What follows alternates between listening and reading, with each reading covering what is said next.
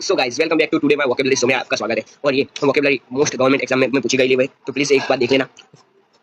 Start કરते ત્યાગ કરું છોડું એને ઇંગ્લિશમાં ABANDON અબેન્ડન્સ કહેવાય છે। તેને પોતાના સપનાઓની ત્યાગ કરી દીધા તો he is dedicated to abandons his dreams. એટલે શું કહેવાય છે, આનો એક ઇમેજ થ્રુ આપણે જોઈએ સમજીએ કે એને શું છે, પોતાનું જૂનું ટેડી બેર છોડી દીધું એટલે ત્યાગ કરી દીધું। એને ઇંગ્લિશમાં અબેન્ડન્સ કહેવાય છે, ABANDON। એનું ઇંગ્લિશ એક્ઝામ્પલ જોઈ લેજો, he dedicate to abandon his dreams. Okay, આગળનું નેક્સ્ટ જોઈએ છે નાબૂદ કરવું, પૂરેપૂરું ખતમ કરી દેવું। એને ઇંગ્લિશમાં અબોલિશ, ABOLISH અબોલિશ કહેते हैं। સરકારે જૂના કાયદાઓ નાબૂદ કરવાનો નિર્ણય કર્યો। The government dedicate to abolish the old law. Okay, એને શું છે, આપણે જે શું નાબૂદ કરે છે, ઓલ્ડ રૂલ્સ હતા એ ધારો કે આ જૂનું જે હતું આપણે એક કઈ વસ્તુ બનાવ્યું છે, કઈ ઘર બનાવ્યું સારું, એ શું તોડી દીધું અને શું નાબૂદ કરી દીધું, એટલે એક ખોટી જગ્યાએ બનાવેલું હતું, એટલે ખબર છે કન્સ્ટ્રક્શન વાળા ખોટી જગ્યાએ બનાવેલું છે એને નાબૂદ કરતા હોય છે। ઓકે, હવે શું જોઈએ, ચૂસી લેવું, શું અંદર ખેંચી લેવું, એને ઇંગ્લિશમાં શું છે, એબ્સોર્બ કહેવામાં આવે છે, ABSORB એબ્સોર્બ। સ્પોનસ શું છે, પાણી ઝડપથી શોષી લે છે, એને ઇંગ્લિશમાં ધ સ્પોનસ એબ્સોર્બ વોટર ક્વિકલી।